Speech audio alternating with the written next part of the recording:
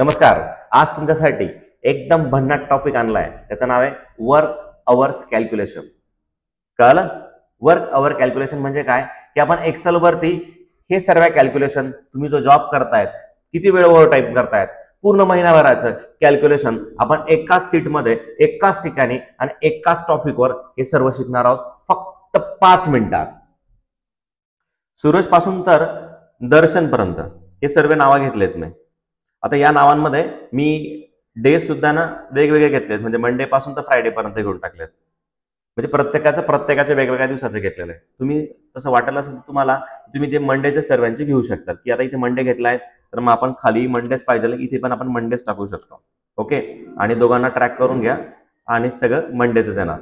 आता आपण या ठिकाणी हे मी 9 पॉइंट दिसतो तुम्हाला, पॉइंट नसून ते आपण तो टाइम टाकलाय त्या ठिकाणी. म्हणजे 9 वाजून म्हणजे AM म्हणजे सकाळी मॉर्निंगला आलाय आणि संध्याकाळी हा ज्यावेळेस त्याचं काम संपलं असेल हा गेला असेल 5 वाजता.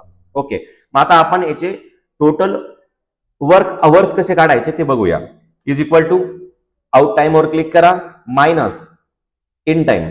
इंटर केल्यानंतर त्याचं तुम्हाला समोर उत्तर मिळालंय. एकदा पुन्हा सांगतोय, is equal to out time minus in time. Enter केल्यावर तुमच्या समोर 8 तास हे त्याचे वर्क अवर दिसत आहेत.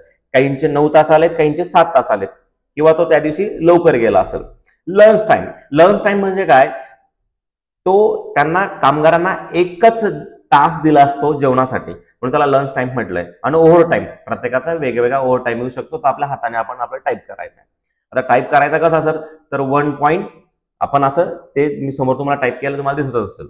ओके, आता या ठिकाणी नंतर येत आहे टोटल वर्किंग टाइम. आता टोटल वर्किंग टाइम किती काढायचा आहे आता आपण ते बघूया. इज इक्वल टू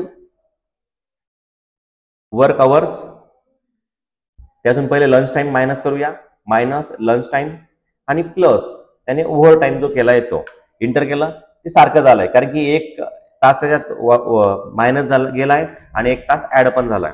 परत is equal to work hours minus lunch time plus overtime inter.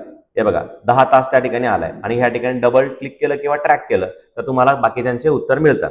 तसंच आता याचे रेग्युलर वर्क अवर्स किती येतात ते आपण बघूया. रेग्युलर वर्क अवर्स म्हणजे काय, जो आपण या ठिकाणी वर्किंग अवर्स काढला होता तो पुन्हा मी इथे काढून घेतोय, कारण की पुन्हा पुढे लागणार आहे आपला तो फॉर्म्युला म्हणून. मग मी काय करतोय, out time minus in time हा फॉर्म्युला इथे पण आपल्याला लागू होतोय. मग इथे सिंपल आपण असंच काढूया आणि याला डबल क्लिक करून देतोय. Total over time. Total over time म्हणजे काय, त्याचे टोटल टाइम्स काय झाले. आता सिंपल आहे, टोटल ओव्हर टाइम काय असणार आहे तुम्हाला सगळ्यांना दिसलंय. इज इक्वल टू करतोय आणि या ठिकाणी त्याचा जो ओव्हर टाइम असेल त्यावर क्लिक करून द्यायचा आहे आणि ओव्हर टाइम या ठिकाणी येऊन जातो. आता याने टोटल वर्क अवर्स किती काम केलंय, is equal to regular time, regular work hours plus त्याचा जो निघालेला टाइम होता टोटल ओव्हर टाइम तो त्यात प्लस केलाय, म्हणजे ते 9 तास त्याचं काम भरत आहे. पुन्हा एकदा सांगतोय, regular work hours plus overtime enter. या ठिकाणी समोर तुम्हाला ते आन्सर आलाय. म्हणजे आपण हे सगळ्यांचं काय काढलंय, आता टोटल काय काम किती काम केलं त्याने, एकाने 9 तास केला, एकाने 11 तास, एकाने 10 तास, 9 तास 9 तास. अशा प्रकारे आपण यांचं सर्वांचं 5 जणांचं कॅल्क्युलेशन ऑफ वर्क अवर्स आणि ओव्हर टाइम हे दोघंही केलेले आहेत. सगळ्यांना समजलं असेल. तुम्हाला कसा वाटला हा टॉपिक नक्की कमेंट करा, आणि ज्यांचं चॅनल सबस्क्राईब करायचं बाकी असेल त्यांनी लवकरात लवकर चॅनल सबस्क्राईब करा. अशा नवनवीन टॉपिक मी रोज तुम्हाला घेऊन येत असेल.